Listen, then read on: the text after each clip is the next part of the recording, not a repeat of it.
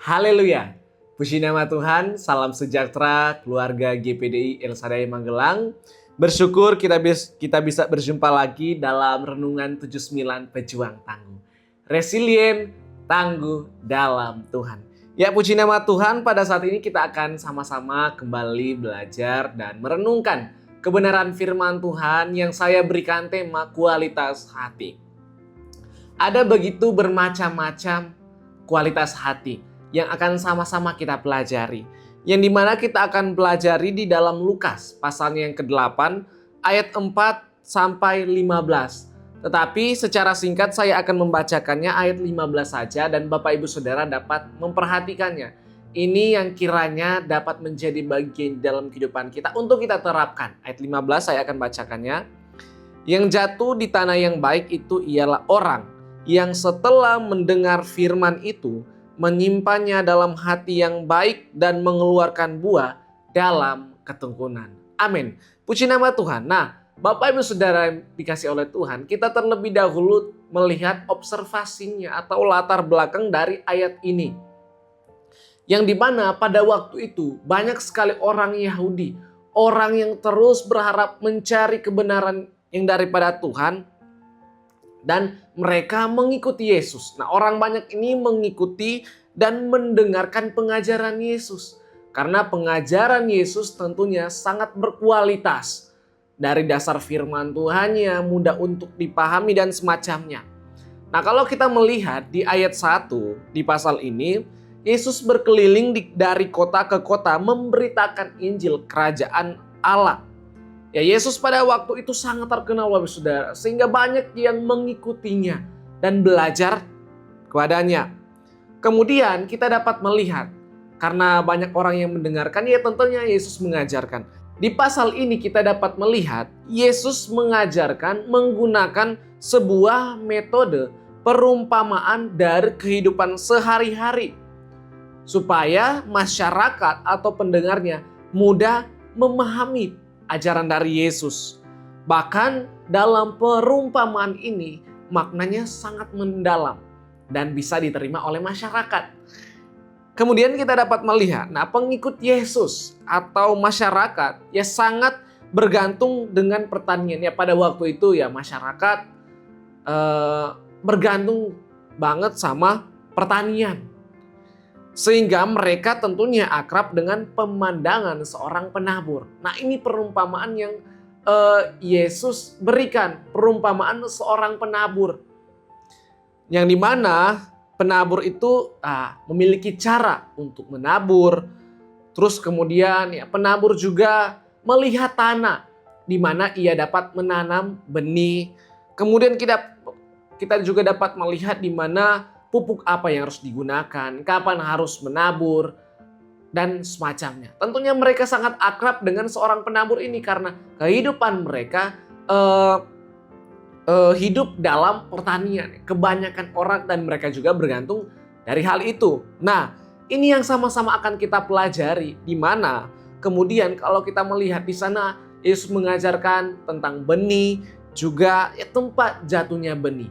Nah, benih adalah firman Tuhan.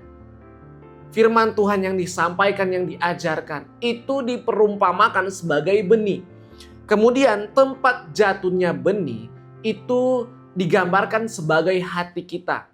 Jadi hati kita ini digambarkan sebagai tempat jatuhnya benih.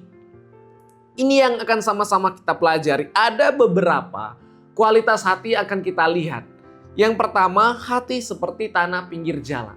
Jadi hati kita digambarkan sebagai tanah pinggir jalan. Di ayat 5 berkata, ada seorang penabur keluar untuk menabur benihnya. Pada waktu ia menabur, sebagian benda itu jatuh di pinggir jalan, lalu diinjak orang dan burung-burung di udara memakannya sampai habis. Nah, kita dapat melihat yang jatuh di pinggir jalan dijelaskan di ayat 11 kemudian, ialah orang yang telah mendengar firman Tuhan. Kemudian datanglah iblis lalu mengambil firman itu dari dalam hati mereka, supaya mereka jangan percaya dan diselamatkan. Nah, ini adalah hambatan bagi setiap orang percaya. Sebagai orang percaya tentunya memiliki banyak hambatan, apalagi menerima firman Tuhan. hambatan yang dihadapi orang percaya yaitu iblis. Yang dimana iblis digambarkan sebagai burung yang memakan benih di pinggir jalan. Jadi firman Tuhan yang sudah kita dengar, yang mungkin sudah ada dalam hati kita, itu bisa diambil oleh iblis. Nah, itu adalah hati seperti di tanah pinggir jalan. Kemudian hati seperti tanah yang berbatu-batu. Di ayat 6, sebagian jatuh di tanah yang berbatu-batu, dan setelah tumbuh yang menjadi kering karena tidak mendapat air. Kemudian artinya di ayat 13, yang jatuh di tanah yang berbatu-batu itu ialah orang yang setelah mendengar firman itu menerimanya dengan gembira. Tetapi mereka itu tidak berakar, mereka percaya sebentar saja dan pada masa pencobaan mereka murtad. Nah, hati ini seperti tanah yang berbatu-batu. Tentunya keras, susah untuk menerima firman Tuhan. Apalagi firman Tuhan yang menegur, firman Tuhan yang tidak enak didengar. Artinya bukan hanya tentang berkat saja, bukan hanya tentang kasih saja, tetapi tentang ditunjukkannya dosa yang dilakukan. Tetapi firman Tuhan itu tidak diterima karena hatinya seperti batu. Nah, ini juga yang menjadi hambatan bagi orang percaya, di mana ada penganiayaan, entah itu lewat perkataan atau tindakan atau ujian. Tanah berbatu dilambangkan sebagai orang yang percaya hanya saat suasana hati baik saja. Bapak Ibu Saudara, kalau misalnya kita tidak mood, kita datang ke gereja, terus kita tidak mood, terus kita tidak mendengarkan firman Tuhan, malah bermain handphone lah, malah ngobrol, dan semacamnya. Yang dilambangkan sebagai hati yang keras, hati yang berbatu-batu. Ingin mendengar firman Tuhan saja ketika mood sedang baik-baik saja. Kalau mood tidak baik, scrolling dan semacamnya. Dan bahkan ketika ada tekanan, menghadapi tekanan, orang ini gampang murtad. Ya, orang ini gampang murtad karena hatinya susah untuk menerima firman Tuhan. Kemudian hati seperti semak duri. Kualitas yang ketiga, hati seperti semak duri. Di ayat 7 dikatakan sebagian lagi jatuh di tanah semak duri dan semakin itu tumbuh bersama-sama dan menghimpitnya sampai mati. Nah, kemudian kita dapat melihat di ayat 14 artinya yang jatuh dalam semak duri ialah orang yang telah mendengar firman itu dan yang dalam pertumbuhan selanjutnya mereka terhimpit oleh kekhawatiran dan kekayaan dan kenikmatan hidup sehingga mereka tidak menghasilkan buah yang matang. Sebagai orang yang beriman tentunya harus menghasilkan buah yang baik, buah yang matang. Tanah yang bersemak duri melambangkan mereka yang hidupnya begitu sibuk, terhimpit oleh kekhawatiran lah, kekayaan lah, kenikmatan hidup. Sehingga ketika firman Tuhan itu datang dan ditabur tidak mendapat tempat yang layak di dalam hati. Sehingga tidak menghasilkan buah yang matang. Tidak, karena sudah terhimpit. Itu menghimpit pertumbuhan iman. Sehingga sebenarnya dari iman kepada perbuatan baik tidak dilakukan. Ingat Bapak Saudara, iman tanpa perbuatan hakikatnya itu mati. Jadi ketika kita beriman kepada Kristus, itu juga harus dibuktikan lewat perbuatan kita. Buahnya apa? Yaitu kasih, sukacita, dan semacamnya. Kemudian, kualitas yang keempat, hati seperti tanah yang baik. Tentunya kita rindukan ini yang menjadi hati kita. Yang dilambangkan tanah yang baik, kiranya itu juga menjadi hati kita. Di ayat 8 bagian A, dan sebagian jatuh di tanah yang baik dan setelah tumbuh berbuah 100 kali lipat. Luar biasa. Yang artinya di ayat 15, yang jatuh di tanah yang baik itu ialah orang yang setelah mendengar firman itu menyimpannya dalam hati yang baik dan mengeluarkan buah dalam ketekunan. Ini yang luar biasa Bapak Ibu Saudara. Setelah mendengar firman Tuhan, tidak bisa diambil oleh iblis. Firman Tuhan itu diterima di dalam hati, disimpan di dalam hati. Karena hatinya penuh dengan kelemah lembutan dan semacamnya. Sehingga ketika mengeluarkan buah yang baik, tentunya itu yang kita rindukan. Kita menjadi berkat, pertumbuhan iman kita menghasilkan buah yang matang, yang bisa dinikmati oleh kita, orang lain, bahkan membawa kemuliaan bagi nama Tuhan. Sehingga di dalam perumpamaan ini mengingatkan kita, mengajarkan kita bahwa benih, yaitu firman Tuhan, sempurna dan memiliki kuasa untuk tumbuh dalam hati kita tentunya.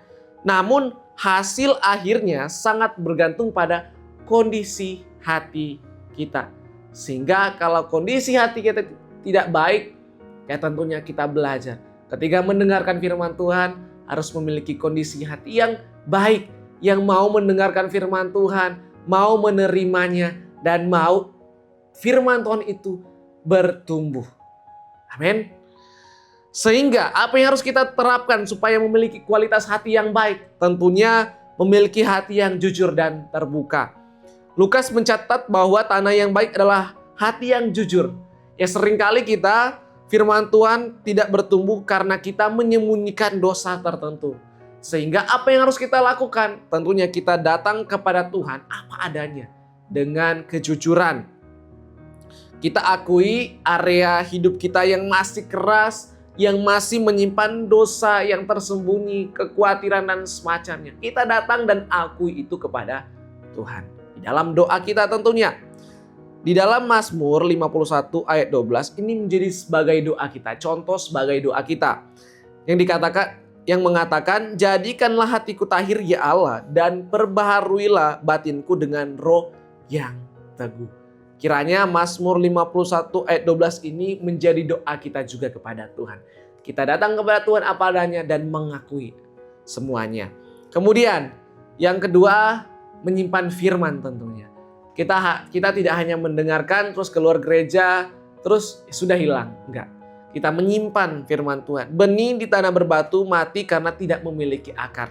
Nah, banyak orang Kristen hanya senang mendengar khotbah tapi tidak menyimpan firman itu selesai ibadah. Sehingga jangan biarkan firman hanya sampai di telinga, tetapi disimpan di dalam hati. Digambarkan sebagai kalungkanlah itu di dalam loh hatimu.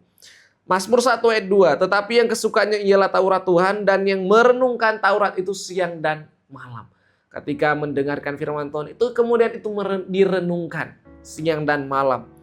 Dan juga yang mencatat firman Tuhan itu juga dapat membantu kita dalam mengingat firman Tuhan dan menyimpannya. Sehingga tentunya itu memiliki hasil di ayat 3. Kemudian kita dapat melihat aplikasi yang ketiga, mengatur prioritas. Tentunya ada berbagai-bagai rutinitas dalam kehidupan kita. Nah itu yang kita juga harus atur. Semak duri dalam ayat 14 adalah kekhawatiran, kekayaan, dan kenikmatan hidup. Ini bukan hal yang selalu jahat, tapi jika berlebihan, itu akan menghimpit waktu kita dengan Tuhan.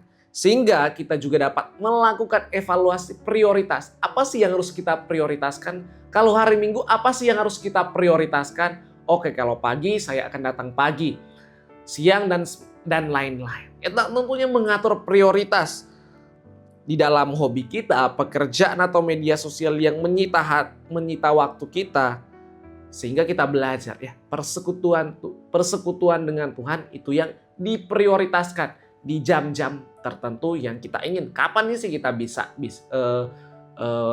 melakukan persekutuan dengan Tuhan? Nah, kemudian Matius 6 ayat 33. Tetapi carilah dahulu kerajaan Allah dan kebenarannya, maka semuanya itu akan ditambahkan kepadamu. Amin.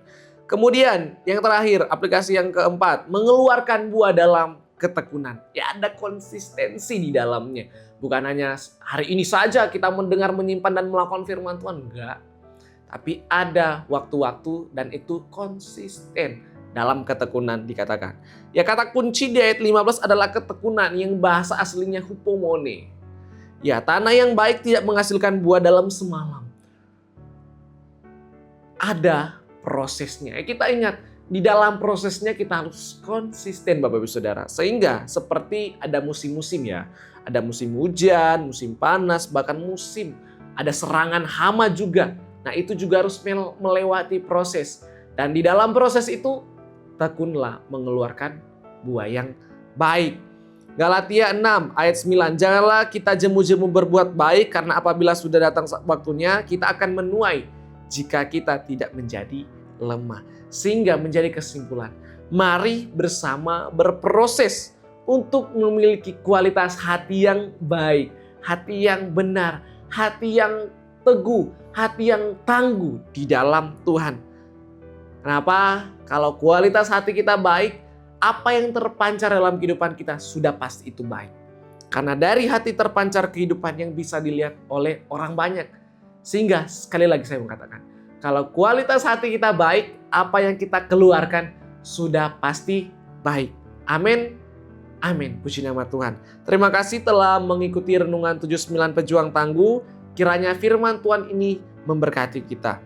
Bapak Ibu Saudara yang ingin didoakan untuk pokok-pokok doa tertentu atau ingin menceritakan kesaksian mujizat kesembuhan, pemulihan masalah keluarga dan lain-lain dapat disalurkan melalui chat WhatsApp di nomor 0813 2742 0088. Tuhan Yesus memberkati. Mari kita satu dalam doa, kita berdoa. Bapa di sorga, kami bersyukur Tuhan untuk firman Tuhan yang boleh kami dengar. Dan kiranya firman yang kami dengar ini Tuhan menjadi bagian dalam kehidupan kami. Untuk kami dapat memiliki kualitas hati yang baik. Karena kami percaya kualitas hati yang baik itu mengeluarkan buah yang baik juga. Yang dinikmati oleh kami dan orang-orang di sekitar kami. Kami dapat menjadi berkat, membawa kemuliaan bagi-Mu Tuhan. Kau memberkati keluarga GPDI El Shaddai Magelang dimanapun mereka pergi dan berada. Penyertaan daripada Tuhan selalu menjadi bagian dalam kehidupan mereka. Ya Tuhan, terpujilah nama-Mu, segenap batin keluarga GPDI El Shaddai Magelang. Kiranya memuji nama-Mu yang kudus. Kiranya jiwa keluarga GPDI El Shaddai Magelang tidak melupakan segala kebaikan-Mu. Engkau yang mengampuni kesalahan, menyembuhkan penyakit, menebus hidup dari lubang kubur, memahkotai dengan kasih setia dan rahmat. Terima kasih Tuhan, kami menyerahkan kehidupan kami, doa kami, masa depan kami, hati kami ke dalam tangan-Mu. Di dalam nama Tuhan Yesus kami berdoa dan bersyukur. Haleluya. Amin.